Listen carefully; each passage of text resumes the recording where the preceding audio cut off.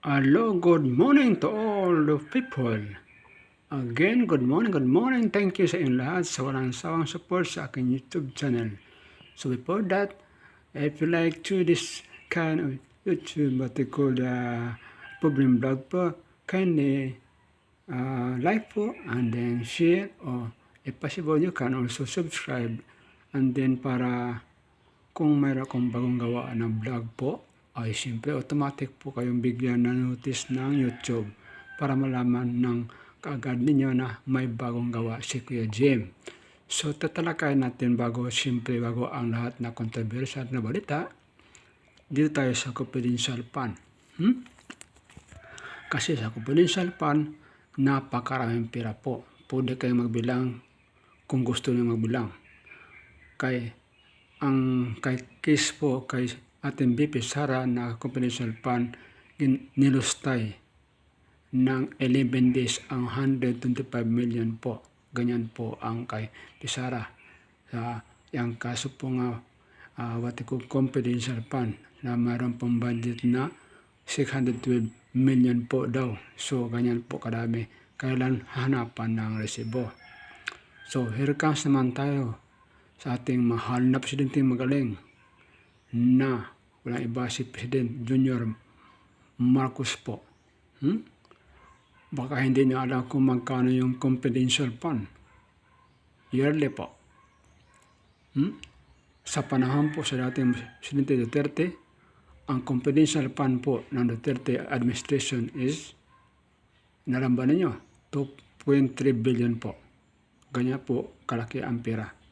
So paglingkod po ng magaling natin Presidente Ferdinand Marcos Jr., lumaki, lumobo dahil maraming pera kasi ang kahan natin. So pwedeng maglaki. Ang nangyari, baka na hindi pa ninyo alam, 4.5 billion po, yearly po. So magkano isang araw? Kunti man lang, 12.12 million a day. So, isang buwan, 330 million po ang budget po sa isang buwan yun. Dahil 4.5 billion po yearly. Ganyan po karaming pera ang ating kaban ng Pilipinas. Ganun po, okay? So, napakaraming pera pala.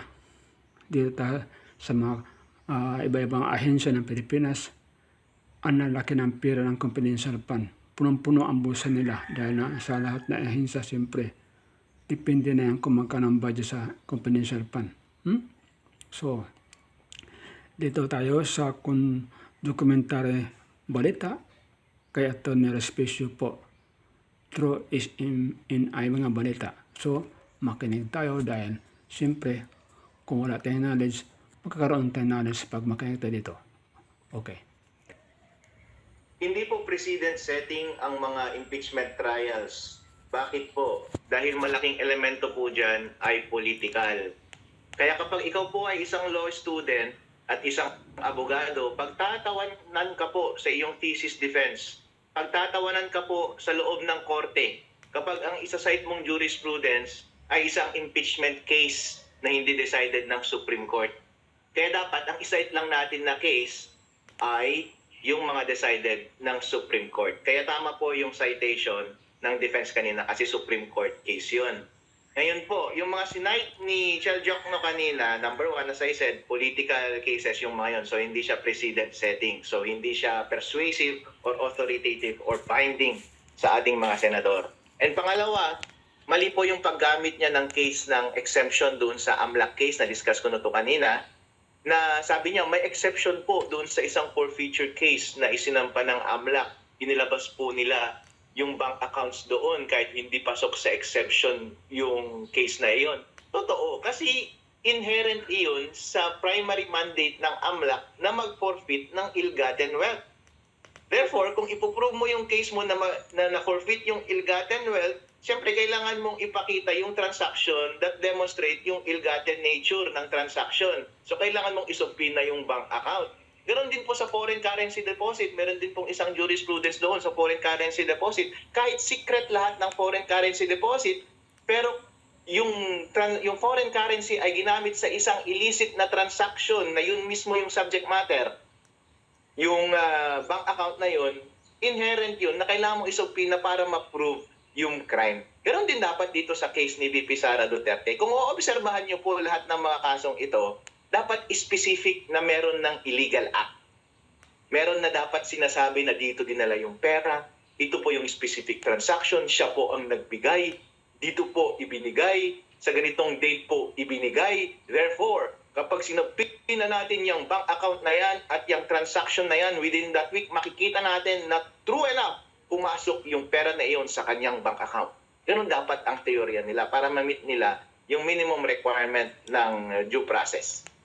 Opo, dito naman po sa pagde-decide ng mga senator judges, ano po yung bilang para dito? Majority sa present o majority sa kabuuan ng bilang ng mga miyembro ng Senado? Majority lang po ng quorum at ang quorum po ay yung majority ng members. So majority ng present. So kung ilan po yung present dyan ngayon, isama na natin yung presiding officer at Senate President. Majority sa kanila ay sila po yung magde-decide sa specific procedural issue na yan. Opo. Pero dito po sa maaring maging desisyon, hindi pa natin alam, nagko-focus pa sila. Dito sa maaring desisyon, halimbawa lang po, pagpalagay po natin na hindi sumasang-ayon either yung prosecution or yung depensa, kung ito nga bang pagde-decide nila ay naayon sa batas o naayon sa konstitusyon, maaari bang dumalog ang bawat panig sa Korte Suprema para idulog lang itong certain na magiging desisyon ng impeachment court, attorney? Or talagang ito na yung magiging desisyon talaga at hindi na pwedeng questionin? Precisely, yan yung reason kaya napakaaga ng pag-resolve nila ng procedural issue na ito kahit sa mga susunod na buwan pa nila tatalakayin yung issue ng ill-gotten wealth. Kasi po kapag hindi sumang-ayon yung prosecution at defense sa disposition ng mga senator judges ngayon, pwede silang pumunta sa Supreme Court through a petition for certiorari at alleging grave abuse of discretion na nagkamali sila para baliktarin yung ginawang resolution ng Supreme Court. Pero precedent-wise, hindi po talaga binabaliktad ng Supreme Court yung mga ganyang resolution ng mga impeachment senator judges. So, once nag-decide po ang mga senador ngayong araw na ito, may hirapan na yung prosecution at defense. Yung isa nagtatago at nalaman natin doon sa unang bahagi ng impeachment trial, siguro day 1, ay giniit na ng presiding officer na 16 yung susundin or 2/3 ng kabuang miyembro ng Senado, attorney. Natanong ko na nga ito dati pa sa mga nakakapanayam namin kung ito na ba ay selyado na ba ito at done deal na ba at hindi na pwedeng questionin pa yung 16 dito sa impeachment court na ito. Ano po sasabi niyo po dito, attorney? Almost done deal na po yan.